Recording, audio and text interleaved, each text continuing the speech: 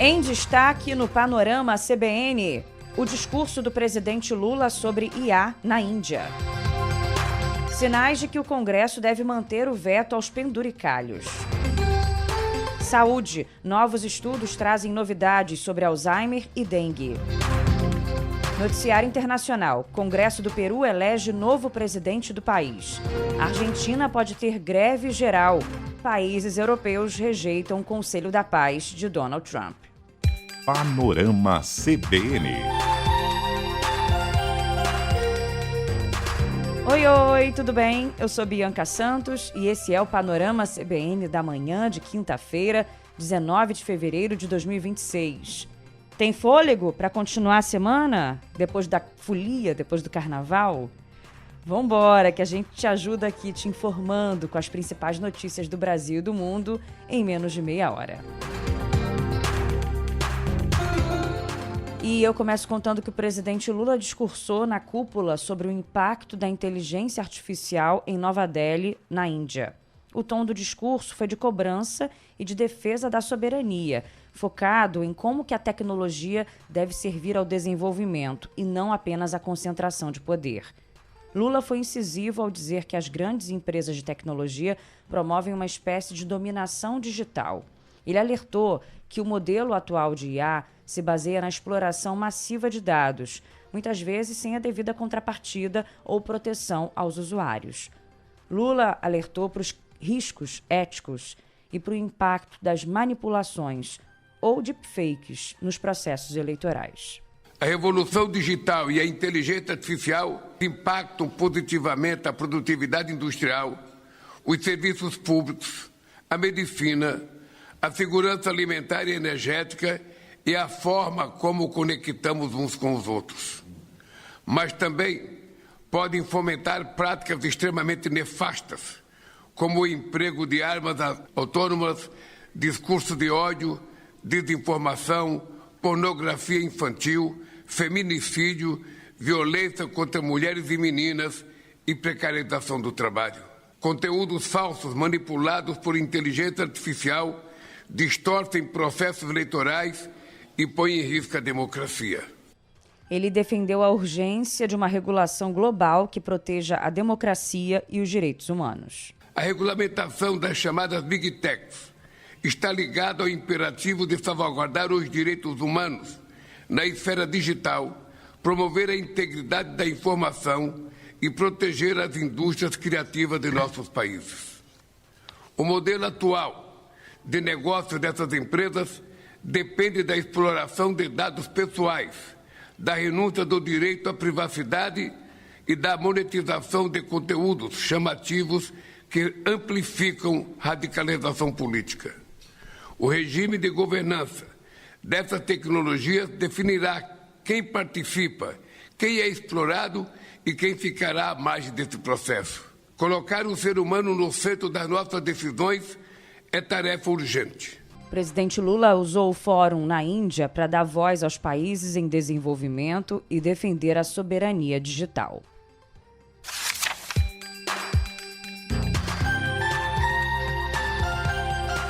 Página virada para te contar que ainda está repercutindo a reação de juristas, parlamentares e representantes dos auditores à decisão do ministro Alexandre de Moraes de determinar a investigação do vazamento de dados sigilosos de integrantes do STF e familiares.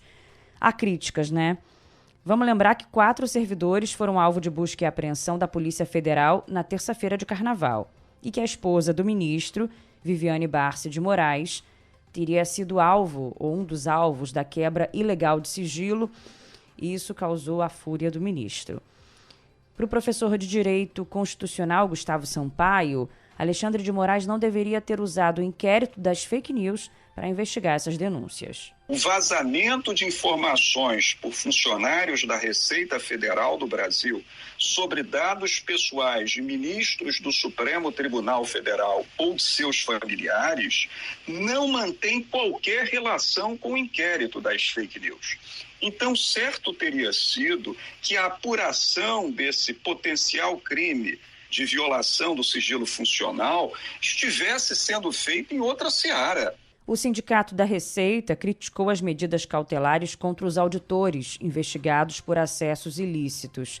Em entrevista à Globo News, o presidente da Associação Nacional dos Auditores Fiscais, Kleber Cabral, disse que a medida intimida os servidores. Há uma mensagem que eu preciso registrar, subliminar, que isso afeta muitos auditores, que é o seguinte: esse tipo de medida, ela busca humilhar, ela busca constranger e busca amedrontar. É menos arriscado fiscalizar membros do PCC do que altas autoridades da República hoje. Então, isso é um efeito concreto, muito negativo para a nossa instituição. A Receita Federal segue apurando se dados de cerca de 100 pessoas foram acessados por servidores do fisco e possivelmente vazados de forma ilegal. O órgão está fazendo uma varredura nos sistemas para verificar se houve quebra de sigilo de dados de cerca de 100 pessoas, entre elas ministros e familiares. Há uma investigação interna que verificou que os 4 servidores teriam feito milhares de acessos sem justificativa funcional.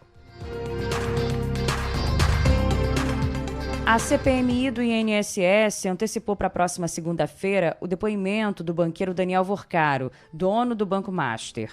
A oitiva já foi adiada 2 vezes e estava marcada a princípio para quinta-feira, dia 26. Foi antecipada, portanto. Os parlamentares esperam que ele esclareça o envolvimento do Master com o escândalo de descontos ilegais de aposentadorias e pensões no INSS. E sobre o escândalo do Master, ainda repercute também a determinação do Banco Central de liquidar o Banco Pleno, que já integrou o Grupo Master. Foi o 4º processo de liquidação extrajudicial desde novembro de 2025, quando a crise do Master se tornou pública. O BC avaliou que o Grupo Pleno não tinha mais dinheiro para honrar os compromissos do dia a dia, como saques de clientes, por exemplo. O Pleno operava com o nome de Voiter e fazia parte do conglomerado Master até junho de 2025, quando foi vendido para Augusto Lima, ex-sócio de Daniel Vorcaro. Para o economista e professor da UNB, César Bergo, as constantes liquidações contaminaram a confiança no sistema financeiro e o Banco Central deve agir rápido. Já prejudicou, Porque a gente está vendo uma trama no sistema financeiro envolvendo esses bancos de segunda linha, que não são bancos grandes, mas que envolvem outros bancos, como, por exemplo, acabou envolvendo o BRB, houve a liquidação de corretoras, E agora um banco ligado também à questão de um produto que pode ter uma conotação até política, o crédito sexta. Uma contaminação do sistema financeiro, isso aí o Banco Central tem que ser ágil nessa identificação. Quando você fala assim, é 4 bilhões aqui, é 5 bilhões, acaba de alguma forma assim atingindo a coluna vertebral do sistema financeiro. Segundo o Banco Central, cerca de 160 mil clientes do Banco Pleno têm direito ao ressarcimento do Fundo Garantidor de Créditos até o limite de R$250 mil por CPF ou CNPJ, Com os credores do Banco Pleno, o FGC deve desembolsar quase 5 bilhões de reais. Somando todo o rombo provocado pela crise do Master, o prejuízo do fundo já chega a 56 bilhões de reais. O Pleno tinha uma participação de apenas 0,05% do total de captações do sistema financeiro.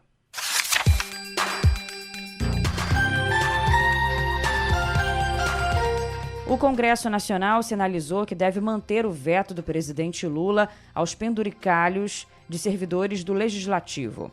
Entre os pontos colocados na balança está a decisão do ministro Flávio Dino, que determinou uma revisão completa de gratificações e adicionais pagos em valores acima do teto constitucional, que é de pouco mais de R$46 mil. Além disso, os parlamentares avaliam que a derrubada do veto à gratificação fura-teto poderia ser mal vista pela população e no ano eleitoral. Para o líder do PDT na Câmara, Mário Heringer, o veto era previsível. A decisão do ministro Flávio Dino foi muito boa, porque bota freio, pelo menos tenta botar freio nessa situação, e inclusive dentro do próprio judiciário, que a gente sabe que onde tem mais penduricalho nessas vantagens que os funcionários têm é dentro do judiciário. E a posição do Lula foi uma posição perfeita. Eu acho que isso não vai repercutir dentro do Congresso como uma afronta, uma briga, até porque isso já estava precificado. A gente sabia que isso ia acontecer.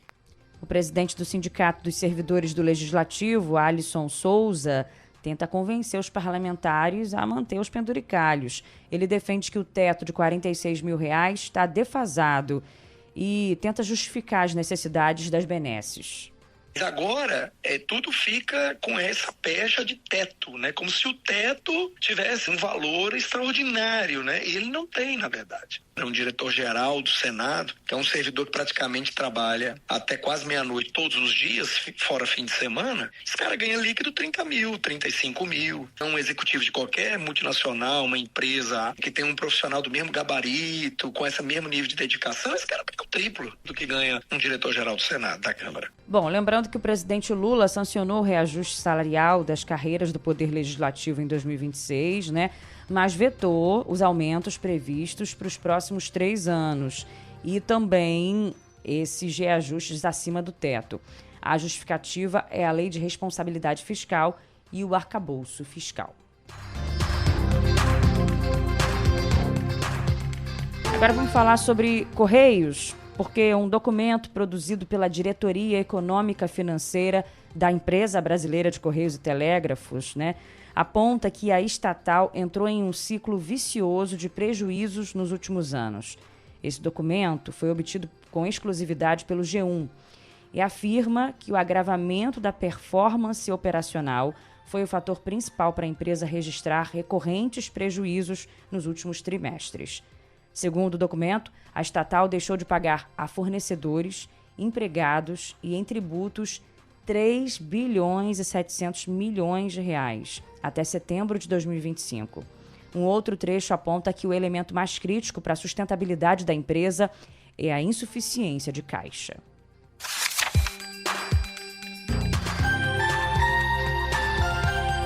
Vamos de saúde agora. Primeiro, para você saber que a Agência Nacional de Vigilância Sanitária está investigando um total de 65 mortes suspeitas relacionadas ao uso de canetas emagrecedoras nos últimos 7 anos. As notificações da Anvisa envolvem medicamentos como Ozempic, Wegovy e Mounjaro. O levantamento também inclui imitações irregulares dos remédios, canetas do Paraguai e medicamentos manipulados. A Anvisa já havia divulgado que investigava 6 mortes suspeitas por complicações a partir da pancreatite associada ao uso das canetas entre 2020 e 2025. Pesquisadores identificaram 3 medicamentos já aprovados que podem ser reaproveitados para tratar ou prevenir a doença de Alzheimer. Em vez de começar do zero, cientistas analisaram remédios atualmente usados para outras condições para verificar se algum deles poderia ajudar a proteger o cérebro. O estudo, liderado pela University of Exeter, uma universidade inglesa, foi publicado numa revista americana sobre Alzheimer. E entre os medicamentos avaliados, a vacina contra herpes zoster, a Zostavax, surgiu como a candidata mais promissora. O Viagra, que é o sildenafila, e o Riluzole, usado no tratamento da doença do neurônio motor, também demonstraram forte potencial. E um novo estudo descobriu que países com níveis mais altos de poluição do ar também apresentaram maior probabilidade de ter um número grande de mortes por dengue.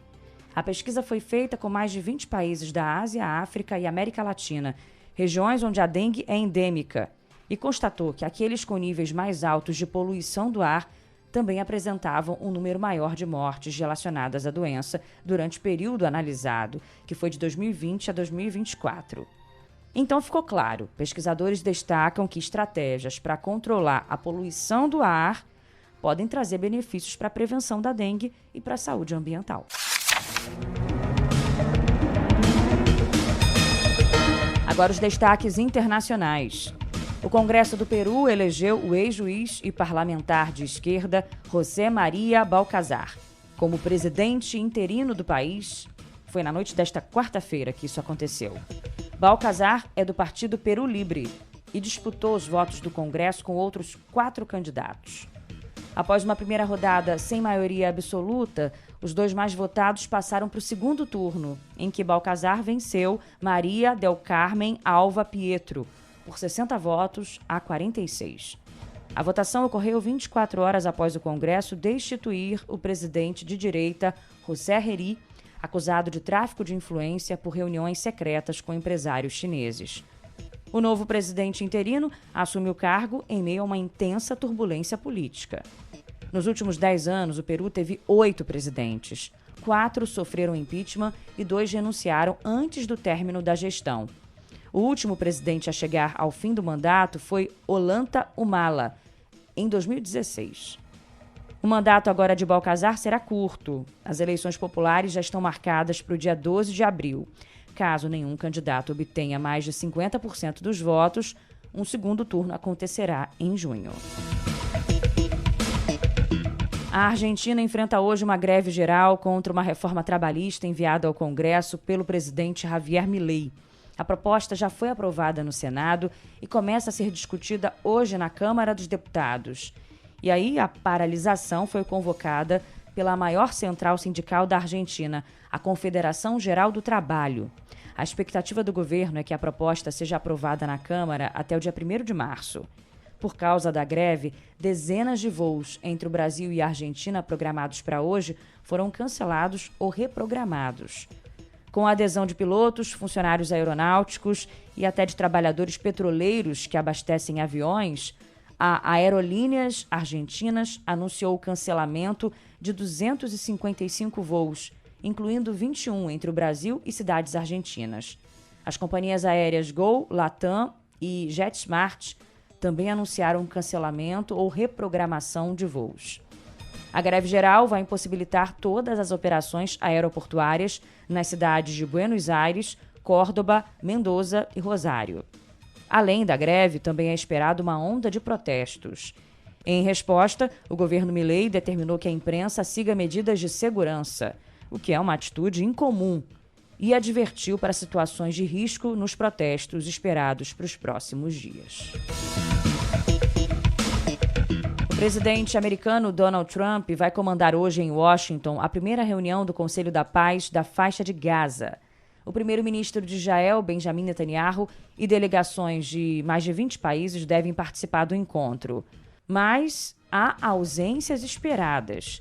Líderes de grandes potências da União Europeia, como França e Alemanha, não aderiram à proposta, que é vista como uma espécie de ONU paralela. O presidente Lula foi convidado para o Conselho, mas condicionou a participação à presença de representantes do governo palestino. O principal foco da reunião de hoje é um plano de reconstrução para Gaza, reduzido a escombros pela guerra em curso de Israel contra o grupo terrorista Hamas. Trump deve confirmar que os países membros já prometeram mais de 5 bilhões de dólares em doações para ajuda humanitária e estabilização da região. Os Estados Unidos estão prontos para um possível ataque ao Irã no próximo sábado. Segundo a rede americana CBS News, a operação ainda depende de uma decisão final de Donald Trump.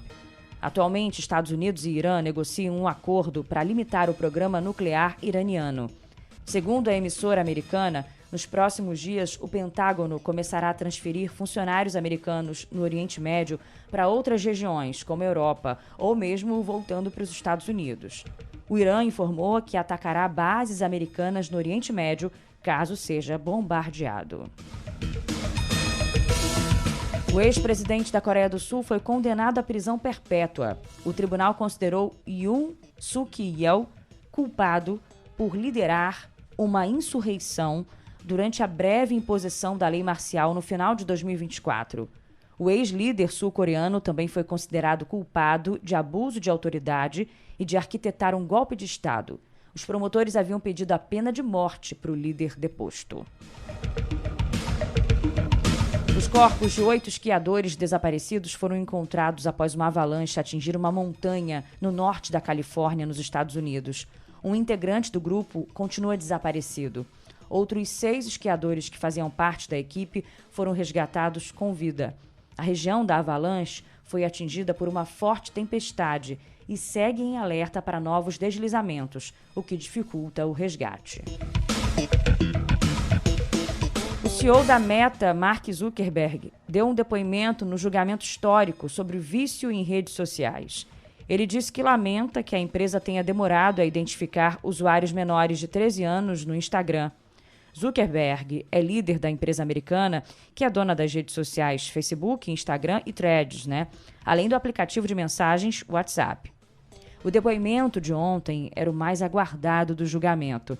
O primeiro de uma série de casos que podem criar um precedente legal para milhares de processos movidos por famílias americanas contra as principais plataformas de redes sociais.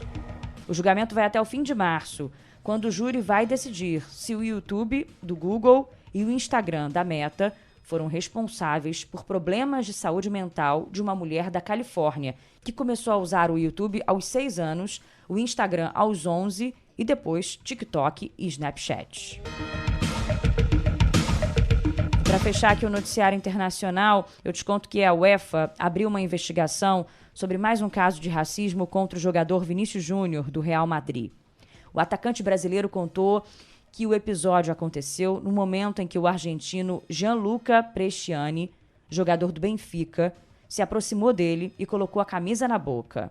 Vini Júnior diz que foi xingado de macaco 5 vezes pelo argentino depois que ele marcou e comemorou com uma dança o gol da vitória do Real Madrid sobre o Benfica pela Liga dos Campeões.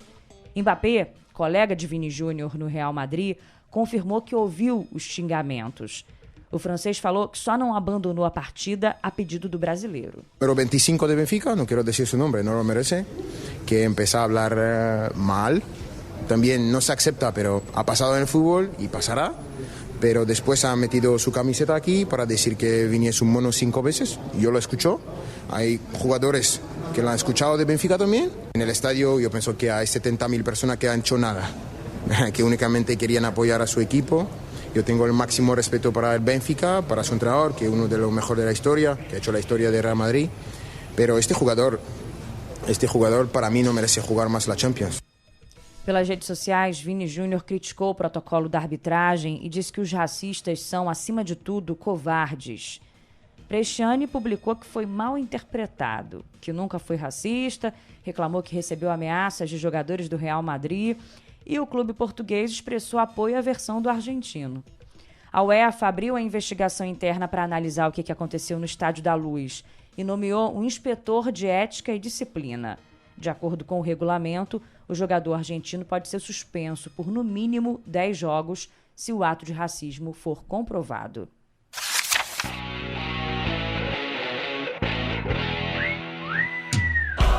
O Flamengo enfrenta hoje às 9h30 da noite o Lanús, na Argentina, no jogo de ida da Recopa Sul-Americana. A partida de volta vai ser disputada na próxima quinta-feira no Maracanã. Em jogo atrasado da segunda rodada do Campeonato Brasileiro, o Atlético Paranaense recebe o Corinthians às 7h30 da noite, em Curitiba. Na pré-Libertadores, os 2 times brasileiros foram derrotados no jogo de ida. No Chile, o Bahia perdeu por 1-0 para o O'Higgins. E na Bolívia, o Botafogo também foi derrotado pelo mesmo placar para o Nacional Potosí. Com o resultado, agora os times vão precisar vencer por 2 gols de diferença no jogo de volta, que é na próxima quarta-feira, no Brasil, para avançar direto à próxima fase. CBN Carnaval 2026. Se eu for morrer de amor, que seja no samba, sou viradouro onde a arte o consagrou. Não esperamos a saudade pra cantar, do mestre dos mestres, eu tenho tambor. Milhares de pessoas festejaram até tarde o campeonato da Unidos do Viradouro no Carnaval Carioca. A escola de Niterói, da minha cidade, tá? Da cidade onde eu moro, tá? Minha escola, tá? Conquistou o 4º título com uma homenagem ao mestre de bateria Moacir da Silva Pinto, o grande mestre Cissa. Esse choro aqui de alegria, sabe por quê? Venceu o sambista, cara! O maior carnaval do mundo! Eu sei ele e nós ganhamos o carnaval. A gente deu as mãos porque a gente queria curtir aquilo juntos. E eu não paro de sentir calafrios, vontade de chorar. O Cissa foi o pivô dessa vitória. É em nome dele, foi em nome dele que a gente não dormiu durante um ano, a gente não descansou enquanto fizesse o melhor carnaval. O cara que veio do São Carlos, do Estácio, e que hoje brilha como o grande herói da arte brasileira e da percussão brasileira. Bonito, hein? Venceu o povo do samba.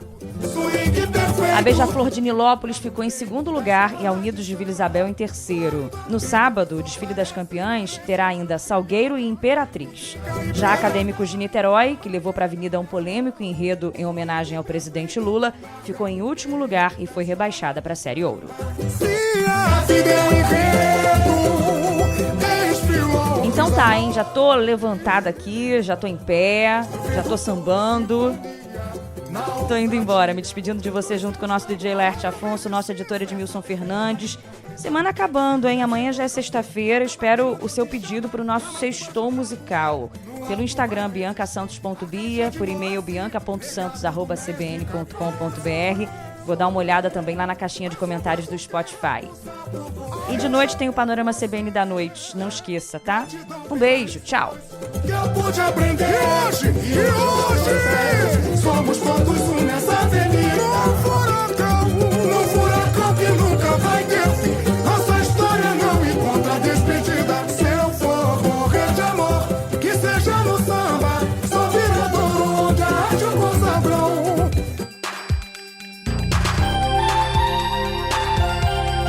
Panorama CBN. As principais notícias do dia em menos de meia hora.